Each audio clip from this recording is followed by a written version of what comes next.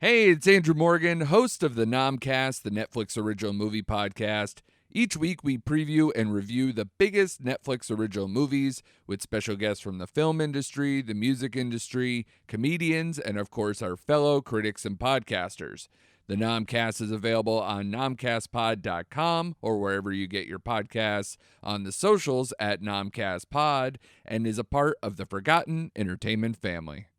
Do you like beer? Do you like podcasts? Do you like beer podcasts? Then check out Crackin' One Open, a podcast about brews, news, and pop culture reviews. Every week, we crack open a new craft beer from breweries around the country. And sometimes the world. We'll talk about how it was made, what's in it, the history of the brew, and the brewery. Then we'll give our tasting notes, and while we're finishing up, we'll talk about some of the latest goings-on in the world of pop culture. So check out Crackin' One Open with Mike and Elise, part of the Forgotten Entertainment family. Hi, I'm Chamar Griffith. And I'm Andrew Tejada. I am a blurred with a love for artwork and comics and animation. And I'm a freelance writer with a love for pretty much the same things. We grew up together and spent our formative years watching and talking about DC superhero shows and content. In fact, we still do.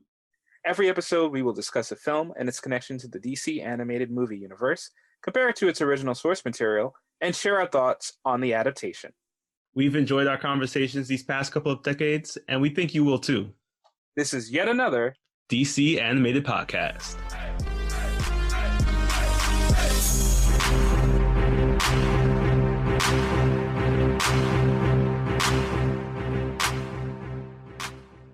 Welcome to yet another episode of yet another DC Animated Podcast. My name is Chamar Griffith, codenamed Comic Shams. And I am Andrew Tejada, codename Arate. Andrew and I have known each other since 1996. Which is coincidentally the year that The Phantom came out in movie theaters. Ooh. It's a superhero movie where the guy's in a purple jumpsuit. Does he have any powers? I don't know. I think he just runs around in a purple jumpsuit punching people. I think that's his thing. Speaking about people who just dress up and run around and punch people, I think that's a good segue for our movie, in which our title character here is the one and only Batman. Yes. For the first and many times you'll see in the DCAU, Batman is the lead character. Yeah. Big surprise. And today we're going to talk about his experience meeting his son for the very first time. This is going to give a quick shout out to Maury Povich, who I feel is probably an inspiration for this because, as you mentioned, Batman has his son, and he is indeed the father. Yes, and this is, just like every Maury episode, a very big surprise for him. All right, and now it's time to dive into the movie, Batman, Son of Batman. Mm-hmm. Based on the 2006 comic by Grant Morrison and Andy Kubert, this movie, released in 2014, was directed by Ethan Spalding, and it introduces Batman's third of 4 biological children in the DC multiverse. The great thing about this is that this is the first of many times that throughout this entire universe that we see pre-Flashpoint storylines pop up in the New 52 universe. At a runtime of 74 minutes, we're introduced to a majority of the voices of the Bat family, with Jason O'Mara returning as Batman, Stuart Allen as Damian Wayne, Thomas Gibson as Deathstroke, Marina Baccarin as Talia al Ghul, Sean Mayer as Nightwing, David McCallum as Alfred, and my favorite casting of all, Giancarlo Esposito as Ra's al Ghul. You need him to play every villain in every movie. I don't know why this isn't a law yet, because anytime he walks into a film, it's just better. I don't know a bad film with him. I literally don't. You're right. And we get to see that essence of villainy pop up in the very first scene, where we open up to a wonderful, serene location filled with ninja assassins. Oh, yeah. They are whipping out their swords and practicing slashing their foes, just having a good time. Ra's al Ghul is with his daughter Talia and his grandson Damian. They're having a great time watching the ninjas go at it. And then a group of similarly dressed ninjas, literally, I'm going to get right into this about a problem I have with the opening. The ninjas that Ra's al Ghul has and the ninjas that attack Ra's al Ghul look exactly the same. Their headbands are slightly different. And yes, they have guns instead of swords, but like you couldn't have chosen a different color or like a band around the arm? Because you're just looking at like, who's winning? I can't tell. Is it the guy with the guns? I guess. You know who is winning though? Talia al Ghul, because I swear her motherly instincts kicked in, but like assassin motherly instincts. She grabs Damien, she's sliding down the shingles off the roof, she's shooting arrows and hitting helicopters. The arrow went through the helicopter. I don't know how strong you have to be to pull the arrow back that far, but to do that and then to still keep on going, her cardio, just like Batman, is just really 1,000%. I mean, it's fitting. If you want to keep up with Batman, you gotta have that cardio up. So while Talia is using her unlimited arrow gun to shoot unlimited arrows at the approaching helicopters, Ra's al Ghul is cornered by a bunch of ninjas. And who should step out in the middle of the ninjas but our favorite assassin that isn't all these other assassins, Deathstroke.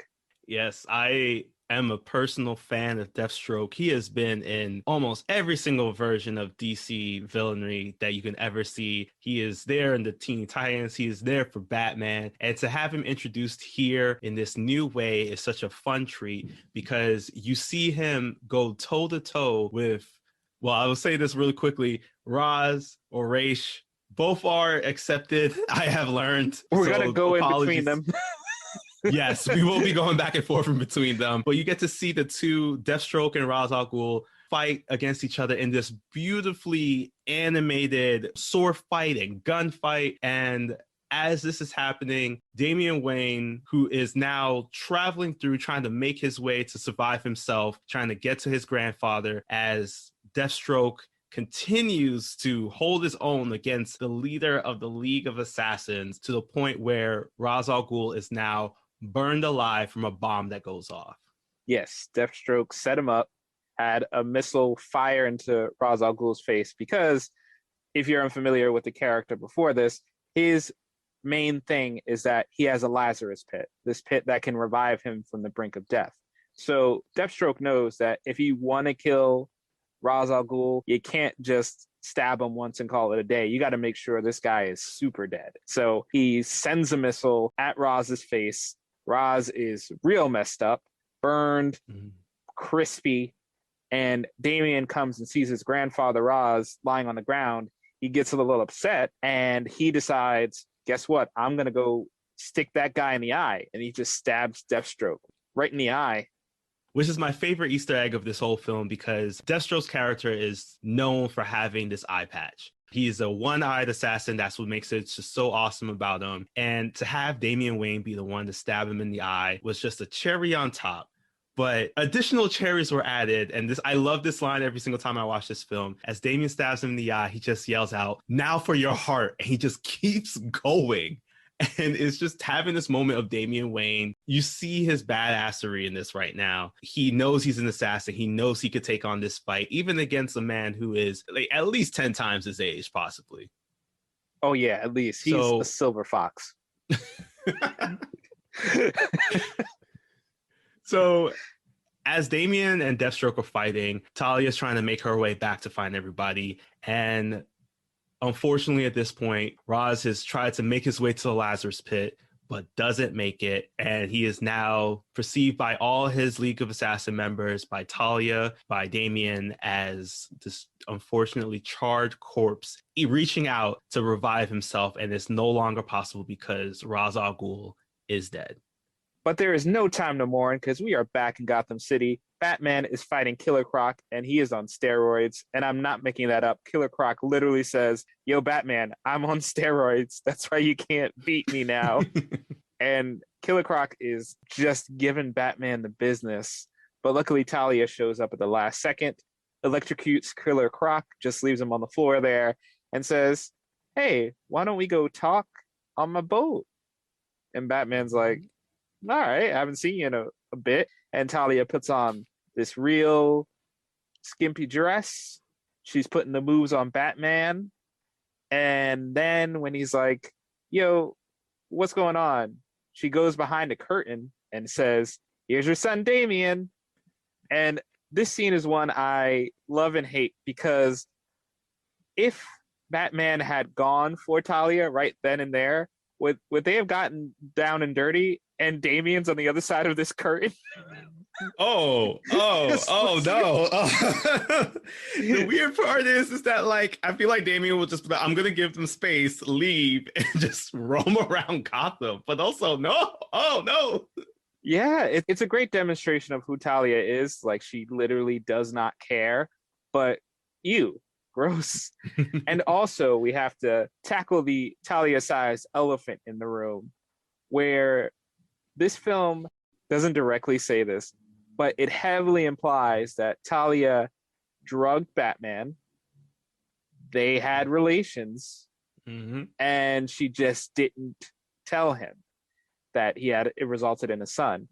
So yeah, Talia assaulted Batman. That is something that happened in this continuity. Yeah, it's something that pops up in the comics too, but we will get to that because now that Talia has revealed to Bruce that Damien is here and that Bruce has a son, she leaves him with Bruce because she feels that in order to protect Damien and herself from what's going on in this coup that just occurred, she needs to separate the two of them. And the only person that could protect Damien better than her is his father. So Damien and Bruce are now in the Batmobile. There's a funny little joke that comes up a lot of Damien asking to drive the Batmobile, which Batman immediately shuts down. But as they're driving back, this is when Damien gets a chance to see, and us as well, a chance to see this new 52 DCAU Batcave, which is reminiscent, honestly, of the Batcave that we see in Batman, the animated series, Batman Beyond. It just has all the little Easter eggs that we love and enjoy about the Batcave. And as he's there, he's talking with Alfred to really understand what's going on, because now Batman realizes that the person who has kind of been in his life, one of his greatest adversaries, is gone. So he's talking that over with Alfred, while Damien is now just roaming around the Batcave and then eventually into Wayne Manor. And you get to see more of this. Who is Damian Wayne? Like, what is his dynamic? What is his personality? How is he like Batman? If he is like Batman, is he a kid? We don't really know because his mannerisms are just so adult-like. And you can see that play out in this level of privilege where he's wondering why Alfred is the only servant in his father's home. Yeah, he immediately is like, where are the other servants of this huge mansion? Which, honestly, fair question. It is a big house. They do mention they have a gardener, so I'm wondering, do they have other rotating staff? And the other thing to note here is that even though Alfred is just one person, he is dry enough for 30 people, because his sarcasm in this movie is at the highest and most powerful levels I have ever seen Alfred go. It is just a marvel to see him work. That humor of Alfred, I think, echoes throughout every single version of him that you'll ever see. And it's just amazing because you know that in every serious Batman film, even in a film like this where we didn't even know what to expect from this Batman, you were guaranteed to at least have a little smile on your face knowing that Alfred was going to drop this joke.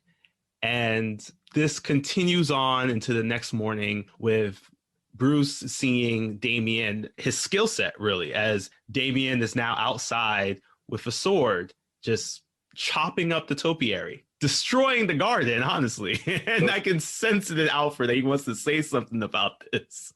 Those poor grass elephants never stood a chance.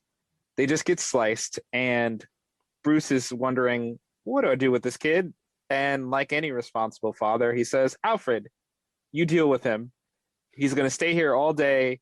Make sure he stays. And Alfred's like, no problem, homie. And as soon as Bruce gets to work, Damien is at the computer telling Bruce that one of his employees is shorting him millions of dollars potentially. And he is the boss of that office and is like, look, we don't need to waste time doing normal work. We need to get on the case. We need to go and kill Deathstroke. And this is when one of the movie's major themes really becomes clear right away. Batman tells Damien, we don't kill. Batman and his allies do not kill people. I know that's how you were raised, but this is how it is. And Damien's like, nah, that's not going to work for me. We definitely going to have to kill this guy. So you already see this key tension forming between those two.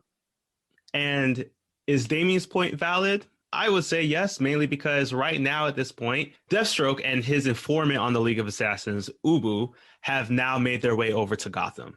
They have found evidence that they are there. And we also get a cutscene over to this doctor working in his lab, mixing around his chemicals.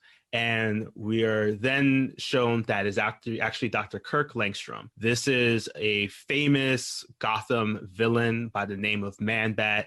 He is a scientist that created a formula that turned himself into a bat. And that ends up being something that Deathstroke now wants. He kidnaps this man's entire family while they're at home having dinner. And as they're talking, it's clear that Dr. Kirk Langstrom is working with Deathstroke, or at least he was working with Ra's al Ghul, because Deathstroke's saying that he has now taken over the League of Assassins and all of his operations. So he wants to know more about this project that Dr. Kirk Langstrom is working on. And as this is happening, we see that Damien and Batman have split ways. Going back to that scene, he is trying to figure out more about Damien.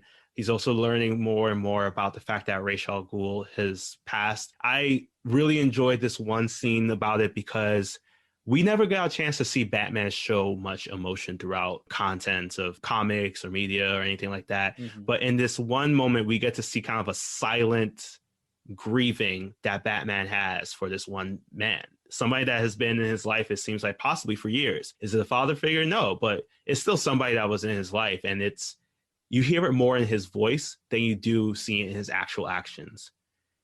At this point, we find out that Damian Wayne has now broken out and escaped because, like we said, he's found evidence that Ubu has made his way into Gotham City. So while Ubu is in a hotel with some women, yes, some friendly women he paid for company to have, Ubu's now feeling that he's being watched. So as soon as he comes up to the final door that he tries to open, Damian Wayne drops in. And honestly, I think this is an amazing scene of fighting because Damian is like 12 years old, mm-hmm. but he has the skills of someone who's been practicing martial arts for ages.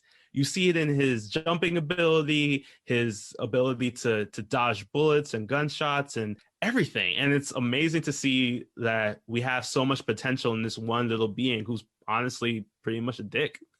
Yeah, and we also have to mention that Ubu is jacked. In the past 2 episodes, we have had extreme amounts of jacked people. Here, it's a realistic amount. It's just one jacked henchman. I appreciate that they toned it down a little bit for us. They heard our requests, but he is pretty jacked. But Damian manages to use his size, his speed, his technology against Ubu to take him down to the point where he almost has Ubu dead to rights. Like he's about to do it. And who should sweep in but Nightwing at the last second, which was I love this swerve because you're expecting Batman to swing in and stop Damian at the last second, of course. But instead it's Nightwing just hanging out in Gotham, visiting Barbara maybe. And he and Damian get into a fight. We don't see the intricacies of the fight, but we see Nightwing is slashed up. He ties Damian up and calls Bruce and is like, yo, is this guy yours?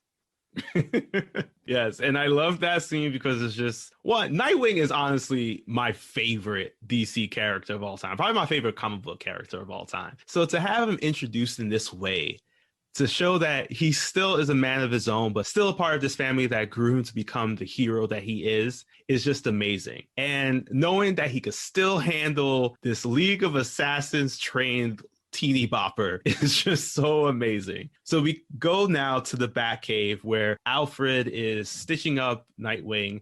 And as they're talking, Nightwing just starts joking about the fact of all the conversations about protection Bruce has given him over the years. And this is what he brings to our home. Animators, if you're listening, please give me the scene where Batman explains the birds and bees to Nightwing. Please, just give it to me. I don't care where you release it. You could release it as like a 2-minute sketch. I need this. I need to see Batman explain this. And this entire time, as he's getting stitched up, Damian is just commenting back on it. And also really starts sticking into the claim that he is the biological son. There is no other Robin that could take him out of this place of being Batman's true son. To which Nightwing just responds back with authority on this, and he just tries to get out his words of saying that maybe he should just shut up. But Alfred stops him in time, and this leads into now a bit more of the Nightwing and Damian Wayne banter that we actually see a lot in the comics that echoes out really well on screen, of Damian looking at the Robin suit and just wondering about the many questions, including why were there no legs on the pants? And as they're looking at it, Nightwing is saying that, you know, he'll never fit these shorts, really, I guess you can say. Nor should he. Yeah. Batman has entered. He is finding out more and more about this plot that Deathstroke is a part of. He investigates this random abandoned building, and upon there, he sees that there are different animals in cages, and all of which happen to have the characteristics of a bat. And then the scariest one of all was a gorilla. Yeah, he was huge. He was fierce. And Batman really had no good moves against him. And fortunately for Batman, they both fell a significant amount of distance, and that's what led to Gorilla Bat being killed. Or maybe it was just fresh oxygen. I don't know. Maybe his immune system wasn't good. We don't actually know what killed Gorilla Bat, but it wasn't Batman. I'll tell you that much. He had no chance against a Gorilla Bat hybrid. Nor would we. No shade to Batman, but yeah, no chance. So we cut back to Batman's now entered the Batcave after fighting against Gorilla Bat, and he's watching the news reports because he's finding more and more evidence of Dr. Kirk Langstrom's and Deathstroke's team up. At this point, he's informed about the fight with Nightwing, the fight with Ubu, the fact that Damian Wayne has for a second time left the Wayne Manor, even though he has strict instructions not to.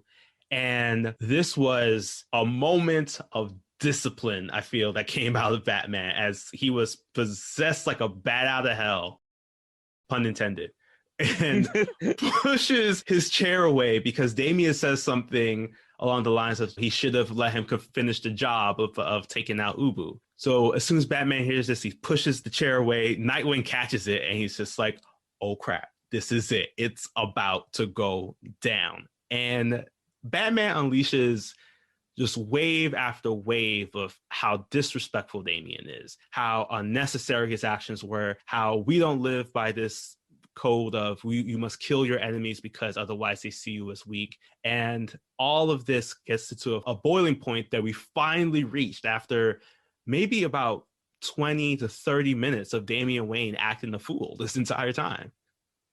Yeah, he is catching up on all those years that he missed to discipline Damian now. And once again, reinforcing that. I don't know if this is the exact point he says it or not, but he says something to the extent of, you've never had family, you've never had friends, all you've had are trainers. Mm-hmm. So he tells Damian, this isn't all there is to life. It's not just killing and slashing people, even though you're extremely good at it. And if you're going to roll with me, you're going to have to change how you approach things. And the combination of discipline and the words has Damian say, not okay. He doesn't agree to it right away, but he does say, you know what? I'll give your way a shot. And he makes his own modifications to the Robin costume, which leads to my favorite Robin costume. It has the sharp gauntlets on his arms. It has a hoodie, which I just love, and a sword. It just comes with a sword. I mean, come on. How do you get a cooler Robin than that? And this is the moment that we finally see Robin rise here with Damian Wayne as the new holder of the mantle. He goes out with Batman. They meet up with Commissioner Gordon in this iconic scene of, here we have Batman and Robin speaking with Gordon right now. And Gordon kind of plays around the fact that it's just like, oh man, this is another one you got? I also love during that scene that Gordon is trying to talk about a phone sex line. Oh, yeah. And he censors himself. So I just want to have to think that Gordon is so used to this that he's like, oh, let me self-censor myself against a tiny crime-fighting hero that is attached to the other crime-fighting hero in this city that dresses like a bat. Like, this is just commonplace for him, which really says a lot about Gotham. They actually find that on the paper that was included on the phone number, that the paper itself is a ticket to a stadium. Wait a minute, a stadium? Are you talking about the Cyborg Stadium that sat 50 million people from Justice League War? I would hope not, because this stadium was so run down. So unless our conversation about how much money they spent on this stadium was only for a one-time showing, the economy immediately tanked by building the stadium like it does for the Olympics. Look it up, people. It's a real thing. And yeah, it just fell into immediate disrepair. So they decide to go over to find the stadium and find out what's going on. At the same time, a group of assassins are making their way over to a snowy mountainside. I also love how serene all these places look before an assassin attack. Yeah. They attack the building, and it's revealed that it's Talia al Ghul, who has gathered her own set of League of Assassin members to take down Deathstroke once and for all. This does not go well. Everybody is killed except for Talia, who is then knocked out and kidnapped by Deathstroke. Yes. And the thing with Talia, I've held back on this as long as I could, but wow, with her design, every Talia outfit has her cleavage out, like fully exposed. And look, if you were trying to sell me that she's supposed to be doing a femme fatale thing where she's trying to seduce men or distract targets while getting close to them, I could at least have that in-universe justification. But she is storming a base full of the most dangerous assassins in the world, including the one that killed her father, and she has her cleavage out? Animators, chill. Yeah, we need to get some proper armor for the League of Assassins, specifically Talia al Ghul. Just have her let her zip up her chest, please. Jesus, guys, come on. Also, it was cold, man. She's in the mountains. You're right. She's in the mountains. Her cleavage is out in the mountains.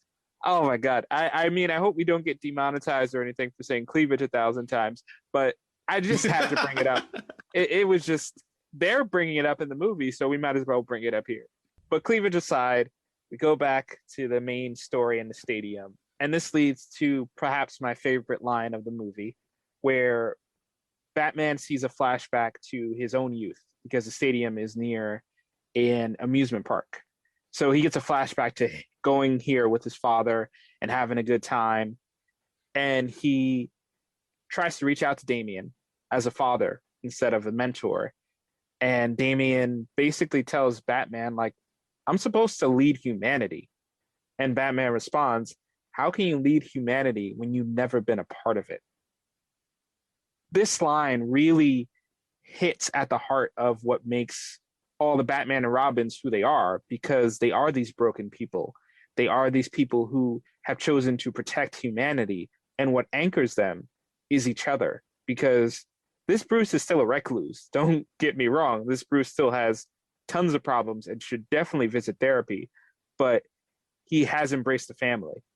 And you can see right in that moment that he wants the same for Damian. He wants Damian to have a root. He doesn't want him to just be a killer or a fighter or a Robin.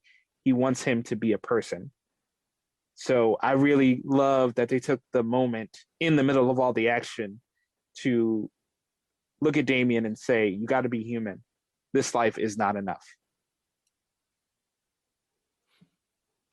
Yeah, that's a really good point. And that's the most important thing about it, as you mentioned, about being this hero, being this character. And hopefully we get a chance to see that echo out more in more of Damian's journey.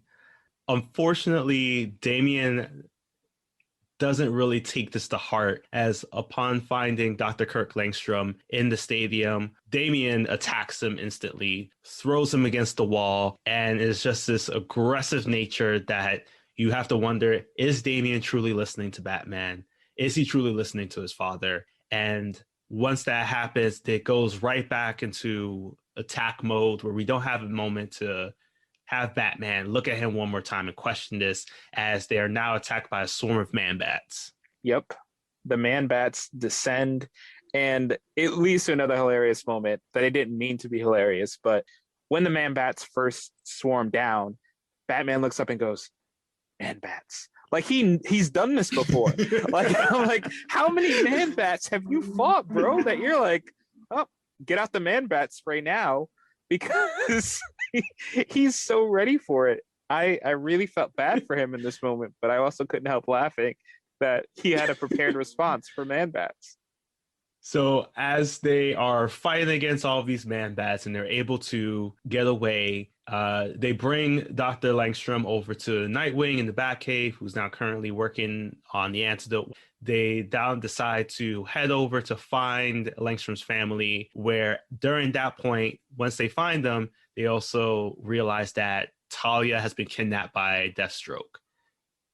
At that moment, too, the daughter of Langstrom passes Damian this cell phone, or kind of like PDA, a MP4 player. Sidekick. Yeah. A Nokia 3000. Right. And on it is a video of Deathstroke saying that this fight should not have included as many people as it should have. This is between you and me, the person who took out your grandfather, the person who should have been like the heir to the League of Assassins throne. So if you really wanted to come and save your mother, you come and fight me directly, no one else. And of course, Damian can't resist. He takes the bait, goes into the secret base by himself. Batman follows suit soon after. On the way in between this call, I have to mention this because this is another pet peeve I had in this movie. When Batman calls the Batcave, Kirk, the scientist, is working in the background, and him and Nightwing are talking over comms. They're using their real names. He's like, Dick, where's Damian? I don't know, Bruce. Alfred's here. And I'm like, what are you guys doing? This is Secret the bad guy. identities. Like, I know you guys are like being nice to him, but you could use your code names. Mm-hmm. Jesus. And while Damian escapes, Batman figures out where he is. So he now goes to join in and save them all once again, because now this is it. This is the final fight. We are seeing in this underground laboratory that Deathstroke has created multiple versions of man-bats using the League of Assassin members as the humans that would be turned into these creatures, into this kind of, I don't know, like this air force that he's wanting to create for the League of Assassins. During this whole exchange, Damian is fighting back and forth with Deathstroke. They're talking about who should be the true leader, how they came to this place, how Deathstroke should have been the heir to the throne and everything. And as Damian is trying to keep his cool, not trying to attack because his mother is now in the arms of Deathstroke with a gun pointed at both of them, Talia jumps in the middle of them and takes the bullet herself. In such a heartbreaking moment, because Damian Wayne has been a jerk throughout this entire film, but he's also dealt with so much loss in 74 minutes. He saw his grandfather die before his eyes, and now he's seeing as his mother is bleeding out in front of him. And this is all because of this one man, this one idea of this is how you're supposed to take it. And this honestly echoes out the same methodology that Damian had about becoming powerful and growing in the space and to become the leader that he needs to be. You have to take out all of your adversaries. You have to take out anyone who could be seen as an opposition. So having this connection and this parallel of his goals now being used against him, it's understandable for Damian to be a little aggressive in what he needs to do in order to save his world and save his life and some semblance of it. But as this is going down, as Deathstroke is looking on and Damian is now looking on, who will show up but Batman himself, as he slides down some random tunnel that happens to be like, honestly, probably like meters underwater, because again, they're in a random aquatic lab in the middle of nowhere, and Batman happens to find the one cave that leads into where they are. Yeah, I don't know if this was like remnants from BioShock or something, but they slide down into this underwater lab, and right now, with Deathstroke realizing very quickly that he's outnumbered, he flees. Damian goes after him, and in a cool decision, Batman is the one who takes Talia into this locally very convenient Lazarus pit that just happens to be right there. And he takes her in, and there's a tender moment between them where he makes sure that she's anchored to reality, because when you use the Lazarus pit, it is very dramatic to your psyche, and you can go crazy as Jason Todd if you are mishandled correctly. So Batman is very tender, despite the fact that this woman has lied to him, has been very violent. He takes the time, insulted him many times in many ways, but he takes the time to make sure she's okay, chooses peace in that moment, while Damian is up there giving the business to Deathstroke, because he is amazing. Like, Damian, this is one of the best fight scenes in the movie. Arguably, maybe it is the best, because I did like the Ubu fight, but this fight is really good with Damian and Deathstroke trading blows. At one point, Damian gets stabbed in both of his arms, pinned against the wall, and he gets out of that stab situation and keeps fighting like nothing happened. The way he got out is just the most gory part of the film, as most people would, take one hand and take out the knife that stabbed him, but when he's pinned with both, he brings his arms forward so that they go through the entire blade and is still fighting. And I just really was shocked by that, to see this come out of a 12-year-old. Yeah, he's tougher than me. If I got a splinter during that fight, I'd be like, all right, maybe can we reschedule? Like, can I get my vengeance later? But nah, Damian kept going. So the fight goes back and forth. He tries to take out Deathstroke's other eye at some point, which I really appreciated. Yep. But at the end of the fight, he uses smarts to get advantage of Deathstroke. He has Deathstroke by the neck, and Deathstroke's like, all right, kill me. Like you learned. Finish it. And Robin's like, no, I'm not going to kill you, because I'm going to learn a new way. And Batman shows up. And as we should mention, we kind of glanced over this, but it's a pretty big thing. Deathstroke tried to use the man-bats against Batman, but he bought a bat signal that sent the man-bats up the water tube. I know if none of this makes sense, I'm sorry, but it's ridiculous. This whole sequence, it's very good, but it is ridiculous underneath it. So the man-bats get stuck in the water tube and they crack it. So the underwater base starts falling apart. So Batman and Robin decide they're going to get out. They're going to grab Talia, get out in this little submarine base, and leave Deathstroke to die. And this wonderful animation, because it's just like chaos is literally raining down around him, and he's just free falling through it all. It's really quite a strange ending to someone who, from comic book knowledge, just plays a big part. It's great that we got a chance to see Deathstroke lose and Damian Wayne to win, to finally get his revenge back.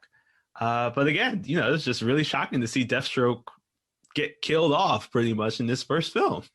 I'm not sure if he's dead, because I remember him showing up in a later film, I thought, but it's going to be a while. Either way, it's going to be a while before we see him in anything again. And this is like his pseudo end. So on the surface, Nightwing has the serum to turn the man-bats into regular men. And he just starts shooting man-bats out of the sky with this serum. And again, I'm like, there's no way all of these man-bats survived falling into the ocean. Oh, yeah, no. I'm pretty sure that some of these League of Assassin members have never done an aquatic mission, so they might not be swimmers. Yeah, and even if they were swimmers, the entire base is gone. You let them out in the middle of the ocean. They're going to die of exposure or something. Like, the Bat family in this movie, they won't kill you, but they will definitely leave you to die. And that's because they got their own bat plane that they fly back to civilization. And as they are looking upon one another at the destruction they have caused, they decide that it is best that Damien stays with Bruce. Talia goes on to continue to build out the League of Assassins, which Bruce objects to, but separate parents, separate ways. So we close now with Damien saying his final line of requesting to drive the Batmobile, and Batman saying no, and then that's it, title cut. We have our Son of Batman. That is our film. So if we had to rate this out of 10 man-bats, how many man-bats out of 10 would you give Son of Batman? I will give this 7.5 man-bats. I think they did a really great job in introducing Damian Wayne as a character. I felt like we really got a chance to see the dynamic between this new duo really come across strongly. I just personally felt that there were some things that were a bit rushed through, mostly the end fight. I just thought that maybe that could have been fleshed out a bit more. I felt like there wasn't really any urgency for Damian, Deathstroke, Talia, and Batman to finally have met at that specific point. Absolutely agree. I'll go a hair lower, 7 out of 10 man-bats. I think there was a lot of things I agree that were rushed through. I think a lot of plot points could have been fleshed out more. Kirk Langstrom's family, they were basically cardboard cutouts. Mm-hmm. There's a whole thing about, I'm still not sure how Killer Croc's story related to Batman finding out that it was related to Ra's al Ghul. That was really glanced over. They are related, to be clear, but it wasn't really fleshed out how they are. And my last big criticism, which leads to my Arte alteration, is come on with Talia. I have to come back here because Talia is the only female character with a significant role in the plot. The daughter and wife of Kirk, they do some things, but very minor parts of the plot. So when you have just one female character in your narrative and you're in a universe where there's so many great female characters, I felt like with Talia, give her some more dimension, give her some more motivation. There's some vague things about, I want to improve the world.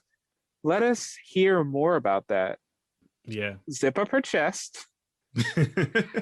And I think if we would have got just one more scene with Talia and Batman together, where we either a flashback of how the relationship started, maybe they were both idealists until Batman realized she will kill everybody to get her ideals, or there was just another tender moment between them, because they end in a very good place. Talia and Batman are saying farewell. Batman tries to reach for Talia's hand. She pulls it away. Great. You don't have to explain that, but more context and more three-dimensional characteristics besides her breast would have been great to see in the movie. Yes, definitely agree. All right, that was our film, and now it's time for That Comic Book Knowledge, where I talk about this film and this comic, how they connect, how did they differ, and some of those little middle grounds that they might have hit on. So the first thing I want to bring up is this section I would like to now call is All My Ghouls. All right. First introduction is Damian Wayne. So he is the title character of our film. He is the son of Batman. He first appeared actually in the Son of Demons storyline back in 1987 as an unnamed cameo appearance. It was connected to the Kingdom Come comic series that ended up coming out, but this was the inspiration for Grant Morrison as he wanted to reintroduce Batman following the events of Infinite Crisis, and he did so by introducing Damian Wayne. This was in issues number 655 to about 658 of the Batman run back in 2006 with a story arc called Batman and Son, which is now a collected edition. So in this, Talia has actually taken over the League of Assassins following the death of her father. And we see that she actually takes on more of this role that we saw with Deathstroke. she's the one who is leading this group of man-bat creations, and she's the one that's talking to Kirk Langstrom to create these man-bats so that she can take over the world, which she's already starting to do by having some influence of taking over London.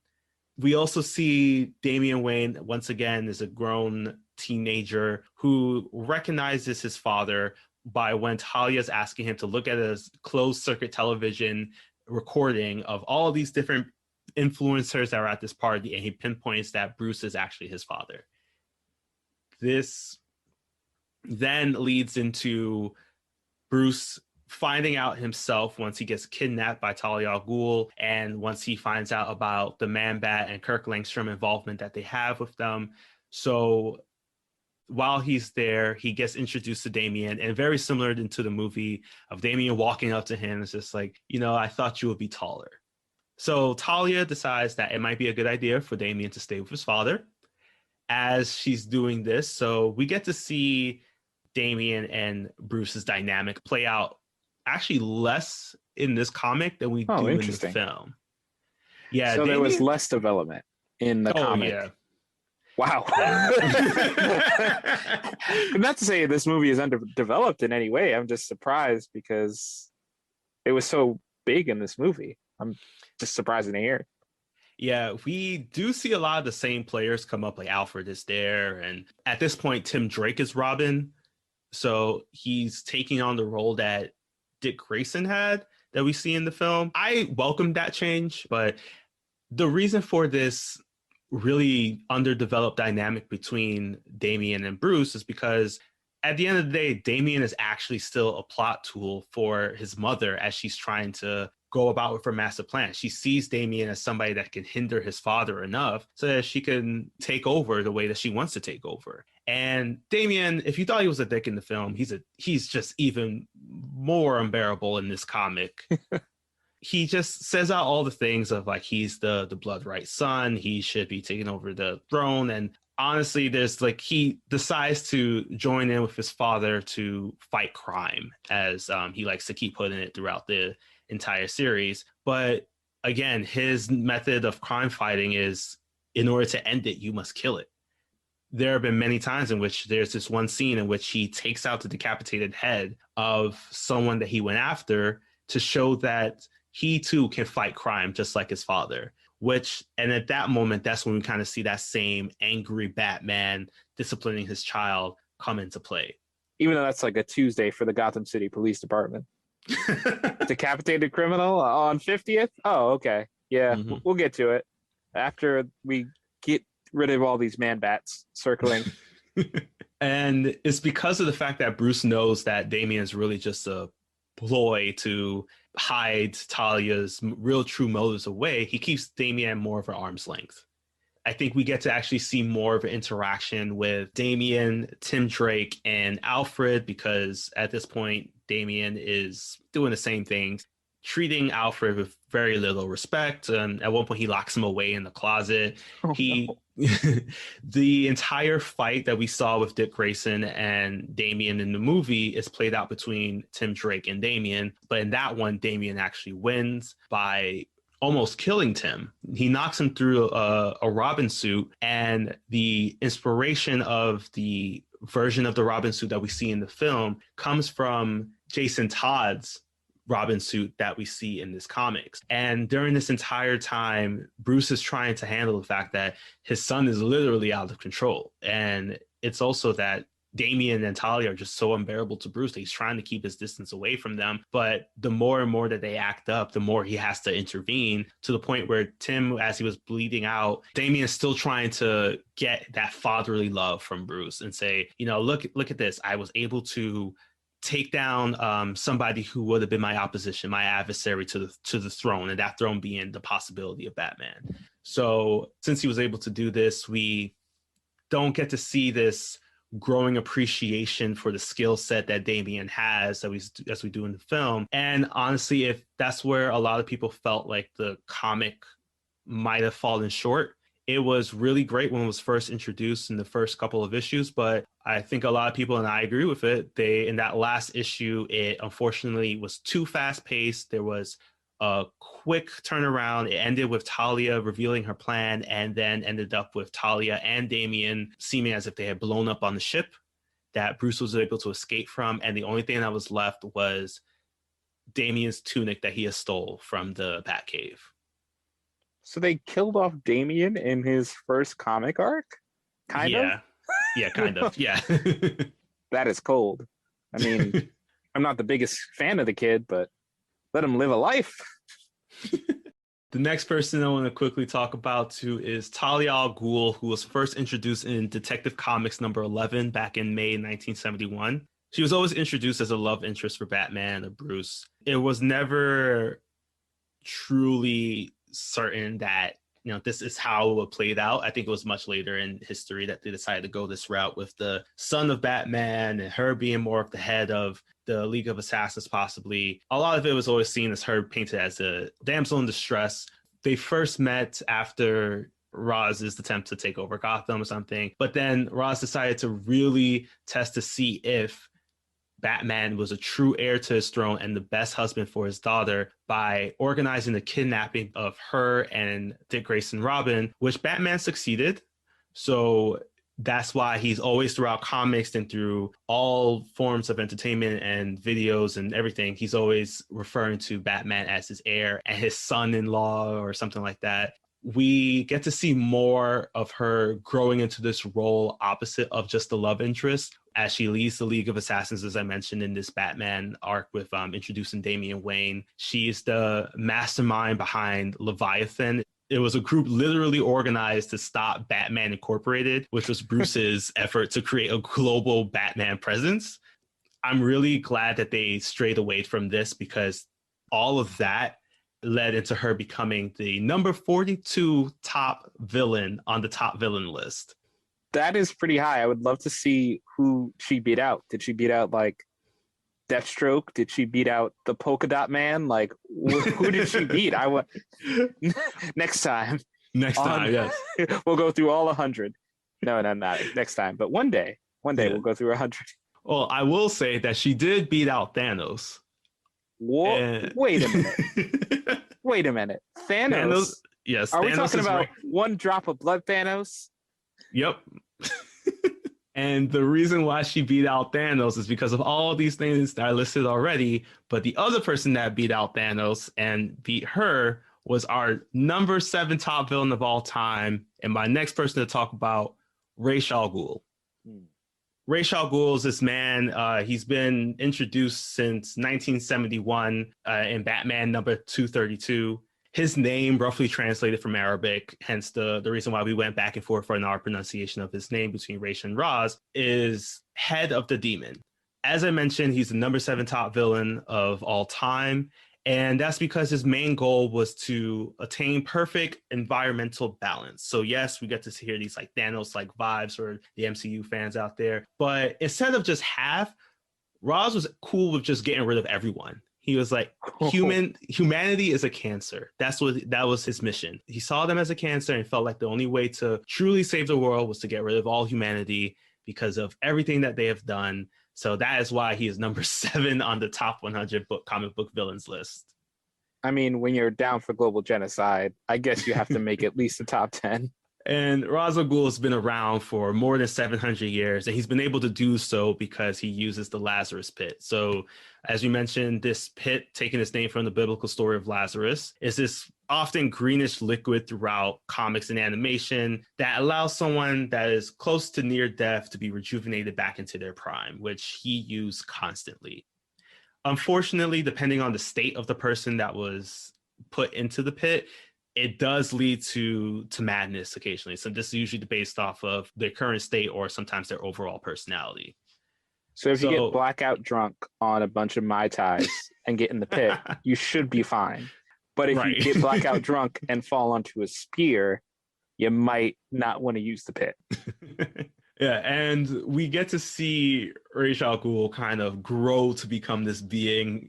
He probably did drink a couple of Mai Tais at some point, which is why he's able to keep his sanity when coming with it. But we do see him get a little crazier a lot of times. And he's always been there. At times, they've changed the story to the point now where he was a mentor for Batman. He was the one that kind of trained him. That's basically really coming from the Batman Begins storyline. There's some iterations of it that come up in comics a little bit before, some after, mostly after that. But we get to see this entire family now that's dedicated towards global conquest, not for the sake of they want to rule, but they want to make the world a better place.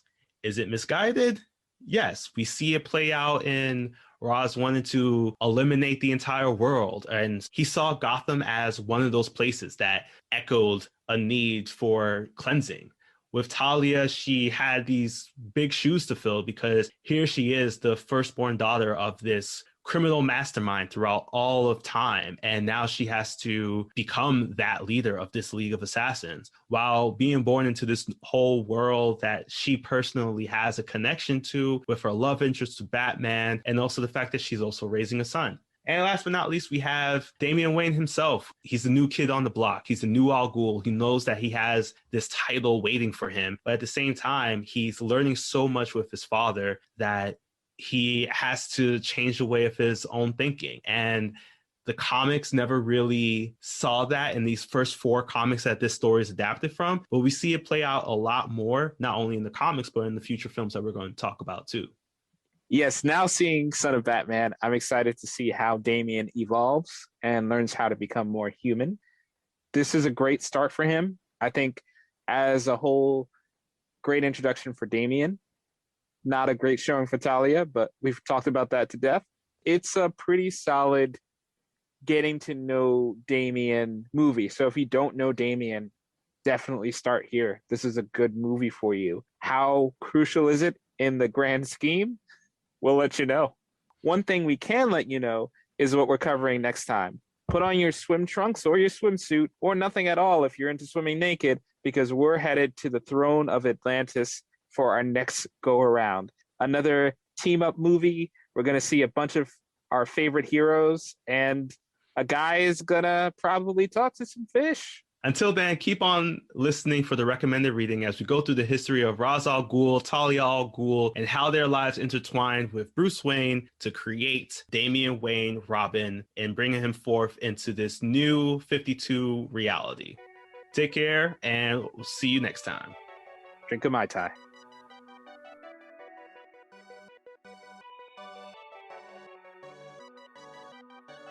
Now that we've finished talking about our DC animated content, here are some recommended readings for you. All these comics and more can be found at your local comic shop, so remember to venture out and support your part of the source wall, and tell them Andrew and Chamar sent you. The first comic on our list is Batman and Son. This collection includes the 4 issues from the 2006 story arc by Grant Morrison and Andy Kubert that were used to introduce Damian Wayne and create this film. To prevent spoiling future DCAU films, we recommend stopping at Batman number 658. Next on our list is Batman, Son of the Demon. This collection by Mike Barr and Jerry Bingham features 3 stories that will explain why Ra's sees Bruce as the heir to his title and the only man deserving of his daughter Talia. Last on our list is Batman, Birth of the Demon. This collection by Dennis O'Neil and Norm Breyfogle has the most comprehensive origin story of Ra's al Ghul and his connection to the Lazarus Pits. That's all for our list. Thank you for listening, and be sure to rate, review, and follow yet another DC animated podcast. Also, interact with us on social media for news on upcoming content. Take care, and we'll see you for the next issue.